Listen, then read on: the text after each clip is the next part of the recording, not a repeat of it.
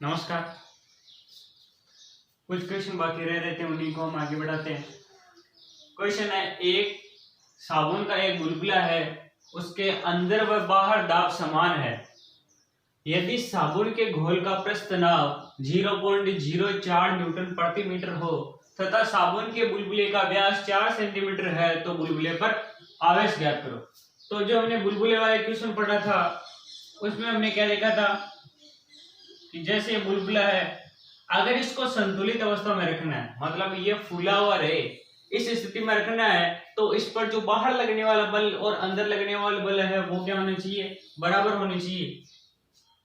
बाहर कौन से बल लगता है, बाहर बल लगता है, एक तो लगता है दाब आधिक्य वाला बल, मतलब पी एक्सेसिव, जो इन दोनों के बीच में बाहर वातावरण और इस बुलबुले के अंदर जो दाब में जो अंतर है, दाब आधिक्य, वो एक तो वो बाहर लगता है और बाहर कौन सा लगता है, पी वैद्युत दाब। वैद्युत दाब जो हमने निकाला था वो जो चालक की सतह पर लगता है, वैसे इस पे बुलबुले पे लगेगा वैद्युत दाब, इसके ऊपर उपस्थित आवेश के कारण। और अंदर की तरफ कौन सा लगता है, अंदर की तरफ लगता है तनाव बल वाला, तनाव बल लगता है टी।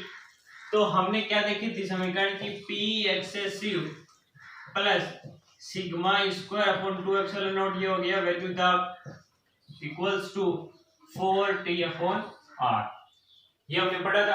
अब देखो हमको कह रखा है कि अंदर और बाहर दाब समान है, अंदर और बाहर दाब समान है तो कोई भी दाब आधिक्य नहीं है, अंदर दाब आधिक्य नहीं है, तो पी एक्सेसिव क्या हो गया, 0।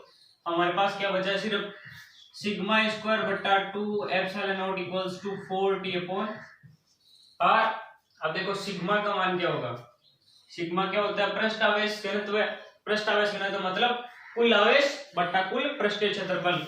कुल आवेश हमने मान लिया q है बट्टा कुल पृष्ठीय क्षेत्रफल 4 पाई r स्क्वायर। अब देखो हम सिग्मा की जगह यहाँ पे ये रख देंगे, तो सिग्मा स्क्वायर मतलब q स्क्वायर, 4 का square 16 pi square, r square मतलब r की घात 4 इंटू 1/2 एप्सिलॉन नॉट बराबर 4t अपॉन r। इसकी घात इधर 1 है इधर 4 है, तो यहाँ पे कितनी हो जाएगी, 3। अब हमको क्या निकालना है, q, तो q निकालना है, बाकी सब उधर भेज दो। q square equals to 4t, ये सारे भाग में गुणा में आ जाएंगे, गुणा 16 pi square r cube into epsilon 2 epsilon not बट्टा, बस इतना ही है। इसका हमको क्या कर देना है, अगर हमें क्यों निकालना है तो इसका वर्गमूल, इसके आप कैलकुलेशन कर लेंगे तो इससे आंसर आ जाएगा। समझने वाली बात इतनी थी इसमें, ये वाला सूत्र उसमें दे रखा पहले से कि बाहर और अंदर दाब समान, इसलिए दाब आधिक्य 0 हो जाएगा। तो जो वैद्युत दाब है सिग्मा स्क्वायर बटा 2 एप्सिलॉन नॉट वो किसके बराबर हो जाएगा, 4t अपॉन r, जो दाब पृष्ठ तनाव के कारण अंदर की ओर लग रहा है। अगला क्वेश्चन है, एक अक्ष वाई तल में स्थित लंबी समरूप आवेशित परत पर पृष्ठ आवेश घनत्व 5 × 10⁻16 कूलम प्रति मीटर स्क्वायर है। एक 0.1 मीटर त्रिज्या का वृत्ताकार लूप जिसकी अक्ष z अक्ष के साथ 60 डिग्री का कोण बनाती है, तो लूप से पारित फ्लक्स ज्ञात करो। तो सबसे पहला हमारा पॉइंट होता है कि क्वेश्चन को जैसे जैसे कह रहा है वैसे वैसे डायग्राम बनाना। तो हम एक एक्स वाई जेड तीनों तल वाला एक निर्देशांक बना लेते हैं।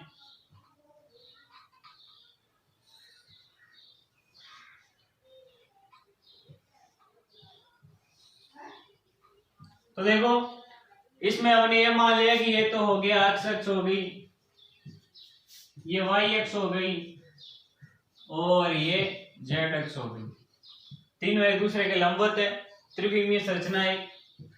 अब सबसे पहले हमको बनानी है एक्स वाई तल में एक समरूप आवेशित परत, जैसे हमने ये बना ली समरूप आवेशित परत एक्स वाई तल में। देखो ये वाई एक्सिस, ये एक्स एक्सिस, वाई और एक्स के बीच के तल है उसी में बन रहा है। तो एक्स वाई तल में एक समरूप आवेशित परत बना ली और इसका पृष्ठ आवेश घनत्व मतलब सिग्मा कितना है, 5 × 10⁻−16 कूलम प्रति मीटर स्क्वायर। फिर ये कह रहा है कि एक 0.1 मीटर त्रिज्या का एक वृत्ताकार लूप है जिसकी जो अक्ष है वो जेड अक्ष के साथ 60 का कोण बना रही है। अब देखो ये जो परत है समरूप आवेशित परत, इसका जो क्षेत्रफल सदिश होगा वो भी किधर जाएगा, जेड अक्ष वाली दिशा में जाएगा, क्योंकि ये एक्स वाई तल में है और मैंने बताया था कि क्षेत्रफल सदिश होता है वो होता है तल के लंबवत। अगर ये एक्स वाई तल में है तो इसका जो क्षेत्रफल सदिश होगा वो होगा तल के लंबवत, मतलब जेड एक्स वाली दिशा में। तो ये जो रेखा होगी ये होगी जेड एक्स के समांतर। अब हम एक वलय बना लेते हैं, वर्ताकार लूप बना लेते हैं। ये हमने वर्ताकार लूप बना लिया और देखो ये क्या कह रहा है कि जो वलय की अक्ष है वो जेड एक्स के साथ 60 डिग्री कोण बनाती है। मान लो ये वलय ऐसे रखा हुआ है, ऐसे, ये तो है समरूपावशित परत ऐसे रखी हुई है और ये वलय है, वलय रखी हुई है ऐसे। तो जो वलय की अक्ष है वो क्या है, किधर आएगी, ये मान लो इधर रखी हो तो इसके लंबवत आएगी तल की, तो ये वलय के तल के लंबवत आ गई इसकी अक्ष और इनके बीच में कोण है 60 डिग्री। इस प्रकार से हमने डायग्राम बना लिया। अब हमको निकालना फ्लक्स।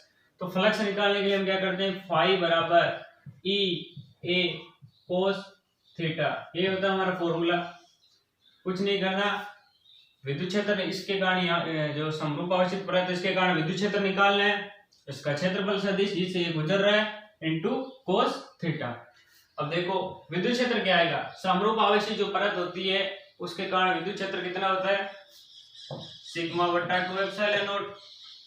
हमको कुछ दे नहीं रखा हो चालक कुचालक, तो हमको कुचालक ही माननी है, सिग्मा बट्टा 2 एप्सिलॉन नॉट तो हो गया विद्युत क्षेत्र।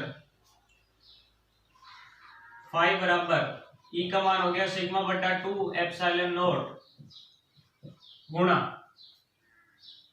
क्षेत्रफल। क्षेत्रफल इस जो वर्ताकार लूप है इसका क्षेत्रफल क्या हो जाएगा, पाई आर स्क्वायर, आर हमको दे रखी है, इनटू कोस थीटा। अब ध्यान रखने वाली बात क्या है कि कोस थीटा क्या होता है, कोस थीटा होता है विद्युत क्षेत्र और जो क्षेत्रफल सदिश है उन दोनों के बीच का कोण। तो जो समरूप आवेशी जो परत होती है उसके कारण जो विद्युत क्षेत्र होता है वो होता है उसके तल के लंबवत की दिशा में, मतलब विद्युत क्षेत्र रेखा ऐसे निकलेगी इसके तल के लंबवत। तो ये भी देखो ये तल के लंबवत विद्युत क्षेत्र रेखा जा रही है। तो कोई सी भी विद्युत क्षेत्र रेखा ले लो, उससे जो वलय का क्षेत्रफल सदिश है या उसकी अक्ष का जो कोण है वो 60 डिग्री आएगा। कोई से भी तल से ले लो तो कोण कितना हो गया 60, मतलब कोस 60 डिग्री। तो ये हमारा यहां से आराम से आ जाएगा, जो फ्लक्स आ जाएगा उसको हम यहां से कैलकुलेशन कर लेंगे। हमको देखो सिग्मा का मान दे रखा है, सिग्मा का मान दे रखा है 5 गुणा 10 की घात -16, एप्सिलॉन नॉट का आपको मान पता है 8.85 गुणा 10 की घात -12, पाई का पता है, आर त्रिज्या दे रखी है 0.1 मीटर और कोस 60 का मान आपको पता है 1/2। तो ये आसान सा क्वेश्चन था, इसमें सिर्फ समझने वाले ये डायग्राम समझना था कि डायग्राम हम कैसे बनाए और उसके बाद उसको अप्लाई कैसे करें। ये जो चैप्टर है ये आप पूरा तरीके कंप्लीट हो चुका है, इसके काफी क्वेश्चन मैंने करवा दिए हैं। अगर फिर भी किसी में आपको समस्या है तो आप पूछ सकते हैं। अब एक बार मैं इसको चैप्टर को थोड़ा ब्रीफ में बता देता हूँ। इसमें हमने क्या क्या पढ़ा। हमारा चैप्टर था गाउस का नियम और उसका अनुप्रयोग। तो सबसे पहले हमने पढ़ा था कि विद्युत फ्लक्स क्या होता है। विद्युत फ्लक्स में हमने देखा कि विद्युत क्षेत्र और जो क्षेत्रफल सदिश है उससे हमने रिलेट किया था कि विद्युत क्षेत्र और क्षेत्रफल सदिश का जो डॉट प्रोडक्ट होता है वही होता है विद्युत फ्लक्स। और या फिर हमने इसको ऐसे भी लिखा था ई ए कोस थीटा, या फिर अगर हम अल्पांश के कारण निकाल रहे हैं तो हमने ये लिखा था E D A cos theta, ये डी फाई। तो हमने ये 3 प्रकार सूत्र पढ़े थे। ये तो कब लगाना होता है जब हमको ऐसे मान दे रखे हो आई कैप जे, विद्युत क्षेत्र दे रखा हो आई कैप जे कैप, ऐसे एकांक सदिशों में ये लगाना है जब हमको कोई कोण दे रखा हो, जैसे ये वलय हो गई, ऐसे विद्युत क्षेत्र जा रहा है और उसकी अक्ष से ये कोण बता रहा है या फिर तल से जो भी कोण बता रहा है, तब ये सूत्र लगाना है। और ये तब लगाना है जब हम कुछ डेरिवेशन करने जा रहे हो, जैसे हमको कोई अल्पांश ये कोई बड़ा क्षेत्रफल दे दिया और इसके कारण हमें यहाँ विद्युत क्षेत्र निकालना है। तो सबसे पहले हम क्या करेंगे, अल्पांश के कारण विद्युत क्षेत्र निकालेंगे और अल्पांश के कारण विद्युत क्षेत्र निकालते समय हम क्या करते हैं, समाकलन करते हैं। तो ये तो हो गया विद्युत फ्लक्स की बात। उसके बाद में हमने पढ़ा था आवेश वितरण, सतत आवेश वितरण। आवेश वितरण में हमने क्या पढ़ा था, सिग्मा लैम्डा सिग्मा और रो, ये तो रैखिक आवेश वितरण, ये पृष्ठीय आवेश वितरण और ये आयतनीय आवेश वितरण। इसके बाद में हमने पढ़ा था कि वलय की अक्ष पर विद्युत क्षेत्र क्या होता है। जैसे ये कोई वलय हो गई, इस पर कुछ आवेश है, क्यू आवेश समान रूप से फैला हुआ है, वलय की त्रिज्या r है और इसकी अक्ष पर अक्ष दूरी पर कोई बिंदु P है, इस पर अगर हमें विद्युत क्षेत्र निकालना है जो इसकी अक्ष उस केंद्र बिंदु है उससे अक्ष दूरी पर है, तो वो आया था हमारे KQ अक्ष बट्टा R स्क्वायर प्लस अक्ष स्क्वायर की घात 3/2 विद्युत क्षेत्र। और जो ज्यादातर क्वेश्चन आते हैं उसमें जो त्रिज्या होती है R वो अक्ष की तुलना में नगण्य रहती है। जब हम R को अक्ष की तुलना में नगण्य मानते हैं तो हमारा फाइनल जो विद्युत क्षेत्र आता है वो होता है KQ बट्टा अक्ष स्क्वायर। एक हो गया डेरिवेशन। फिर हमने पढ़ा था गाउस का नियम। गाउस का नियम क्या होता है? गाउस के नियम में हमने पढ़ा था कि जो गाउस के नियम के अनुसार जो किसी भी जो आकृति है उससे गुजरने वाला जो फ्लक्स होता है वो उसमें उपस्थित कुल आवेश मतलब समेशन Q बट्टा एप्सिलॉन नॉट के बराबर होता है। और इसी से हमने दो संबंध निकाले थे कि E dot ds equals to, देखो ये जो फ्लक्स है ये किसके बराबर है? E डॉट ds के या फिर dA cos थीटा के। और यहाँ पे भी फ्लक्स किसके बराबर है? समेशन Q बटा एप्सिलॉन नॉट के। तो गाउस के नियम को हमने जो साधारण फ्लक्स का वाला जो सूत्र था उससे हमने संबंध निकाल लिया ये, और इससे इसका प्रयोग हमने किया था अलग अलग जो आकृति हैं उनसे विद्युत क्षेत्र निकालने के लिए। फिर गाउस के नियम हो गए, और गाउस के नियम के हमने कुछ गुणधर्म पढ़े थे, 6-7 गुणधर्म थे। उसके बाद में गाउस के जो गुणधर्म है, गाउस का जो नियम है उसके अनुप्रयोग आ जाते हैं। तो अनुप्रयोग में हमने सबसे पहले पढ़ा था एक अनंत लंबाई का जो तार है उस तार के कारण विद्युत क्षेत्र। तो अनंत लंबाई का जो तार, जैसे मान लिया ये अनंत लंबाई का तार है, इसका रैखिक आवेश घनत्व है लेमड़ा, मतलब इसकी 1 मीटर लंबाई में उपस्थित जो आवेश है वो है लेमड़ा। और इसका जो तार है उससे लंबवत दूरी किसी बिंदु की दे, जैसे बिंदु P ले लिया और उससे कुछ r दूरी है, उस पर हमें विद्युत क्षेत्र निकालना था। तो हमने ऐसे एक बेलनाकार गॉसियन प्रश्न बनाया था, और डेरिवेशन नहीं बताऊंगा मैं, सीधे विद्युत क्षेत्र बता देता हूँ। विद्युत क्षेत्र क्या आया था हमारे 2k लेमड़ा बट्टा r, या फिर अगर k को हम क्या लिख सकते हैं, k बराबर 1/4 एप्सिलॉन नॉट। तो हम इसको जब यहाँ ये लिखते हैं तो ये आता है लेमड़ा बट्टा 2 पाई एप्सिलॉन नॉट r। तो ये आया था किसी भी अनंत लंबाई का जो तार है उसके कारण विद्युत क्षेत्र। फिर हमने पढ़ा था एक अपरिमित समरूप आवेशित कुचालक परत के कारण विद्युत क्षेत्र। जो कुचालक परत थी, कुचालक परत के कारण विद्युत क्षेत्र क्या आया था? वो आया था सिग्मा बट्टा 2 एप्सिलॉन नॉट। फिर आई थी चालक परत, और कुचालक परत का जो डेरिवेशन कैसे किया था हमने कुचालक और चालक का। सबसे पहले हमने कुचालक पृष्ठ बनाया था, फिर हमने क्या किया था, कुचालक में तो क्या होगा, इसके आयतन में भी आवेश होगा, लेकिन चालक में क्या होता है, उसका जो टोटल आवेश होता है उसके बाहरी पृष्ठ पे वितरित हो जाता है। तो सबसे पहले हमने क्या किया था, एक गाउसियन पृष्ठ बनाया था बेलनाकार। कुचालक में तो हमने दोनों तरफ बनाया था क्योंकि इसके अंदर भी आवेश होता है। फिर हमने निकाला था कि जो ई होता है वो होता है सिग्मा बट्टा 2 एप्सिलॉन नॉट के बराबर। जब चालक की बात की थी तो चालक के आयतन में आवेश नहीं होता है, उसके सिर्फ बाहरी पृष्ठ होता है। तो हमने एक साइड इवेलन बनाया था, तो उस टाइम जो विद्युत क्षेत्र आया था चालक परत के लिए वो आया था सिग्मा बट्टा एप्सिलॉन नॉट। उसके बाद बारी आ गई चालक और कुचालक गोलों की। तो जो सबसे पहले मैंने पढ़ा था चालक गोला, तो चालक गोलों में भी सेम ही बात है, उसके आयतन में आवेश नहीं होगा, उसके सिर्फ बाहरी पृष्ठ पर आवेश होगा।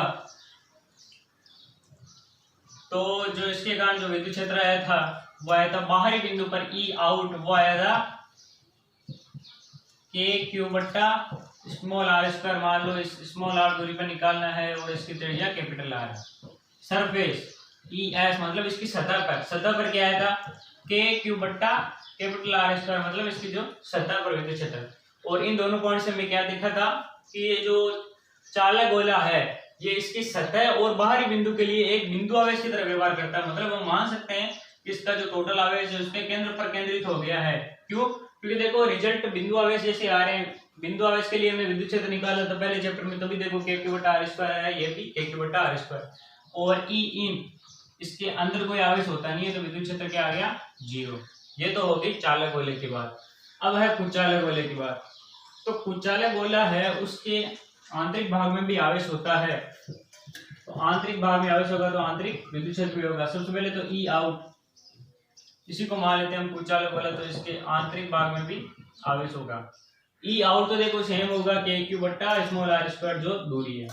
जो ई सरफेस होगा वो होगा के क्यू बट्टा कैपिटल आर स्क्वायर, जो इसकी त्रिज्या है। तो देखो ये तो चालक और कुचालक दोनों में सेम है, लेकिन जो ई इन आया था वो आया था हमारे के क्यू स्मॉल आर बट्टा capital R cube. Small r वह दूरी है जहां हमें इसके आंतरिक बिंदु पर विद्युत क्षेत्र निकालना है, या फिर हमें इसको जब आयतन आवेश करें तो जो रो है उससे लिखते हैं, तो आया था हमारे रो आर बट्टा 3 एप्सिलॉन नॉट। हमको दोनों वैल्यू को याद रखना है, कहीं भी आ सकती है। अब हम ग्राफ बना लेते हैं। ग्राफ सबसे पहले जो अनंत रेखीय आवेश है उसके कारण क्या था, विद्युत क्षेत्र 2k लेमडा बट्टा आर, मतलब ई समानुपाती किसके 1/r के। जब ई 1/r के समानुपाती है तो ग्राफ बनेगा आयतीय अति परवलय, थोड़ा ऐसे करके आयतीय अति परवलय। फिर हमने पढ़ा था दूसरा कुचालक और चालक वलय। तो देखो दोनों में ही जो विद्युत क्षेत्र था वो दूरी पर निर्भर नहीं करता था, कुचालक में भी निर्भर नहीं करता और चालक में भी निर्भर नहीं करता। फिर चालक और कुचालक गोलों की अगर बात करें तो चालक गोले के अंदर विद्युत क्षेत्र नहीं होता है, तो अंदर अगर विद्युत क्षेत्र नहीं होगा, यह मान लो कि यहाँ तक दूरी बढ़ती जा रही है उसके केंद्र से, यहाँ तक आते आते उसकी त्रिज्या आ गई, तो त्रिज्या तक अगर हम बढ़ाएंगे, ये जो आर है इसके आंतरिक बिंदु पे मतलब आर कैपिटल आर से छोटा है और यहाँ पे बाहरी बिंदु पर मतलब आर कैपिटल आर से बड़ा है। तो चालक गोले की बात करें तो इसके आंतरिक बिंदु में कोई विद्युत क्षेत्र नहीं होगा, सीधा यहाँ पे आएगा के क्यू बटा कैपिटल आर स्क्वायर और फिर ई बराबर के क्यू बटा स्मॉल आर स्क्वायर। तो देखो ई समानुपाती 1/r स्क्वायर है, जब 1/r स्क्वायर के समानुपाती हो तो ग्राफ बनता है अति परवलय। फिर चालक की बात होगी। अब कुचालक की बात करें तो कुचालक में आंतरिक बिंदु पे भी आवेश होता है और वो होता है ई बराबर के क्यू आर बटा कैपिटल आर क्यूब। तो देखो जो ई है विद्युत क्षेत्र है वो आर के सीधे समानुपाती है, सीधे समानुपाती है तो कैसे बनता है, सररेखा बनती है। तो ये हमने ग्राफ भी बना लिए हैं। फिर हमने पढ़ा था चालक की सतह पर बल। चालक की सतह पर बल हमने निकाला था, वो आया था हमारे सिग्मा स्क्वायर बट्टा 2 एप्सिलॉन नॉट अल्फ बल बट्टा 2 epsilon not into D A, ये आया था हमारे बल। फिर हमने निकाला था दाब, दाब आया था हमारे सिग्मा स्क्वायर बट्टा 2 एप्सिलॉन नॉट, सेम ही आया था।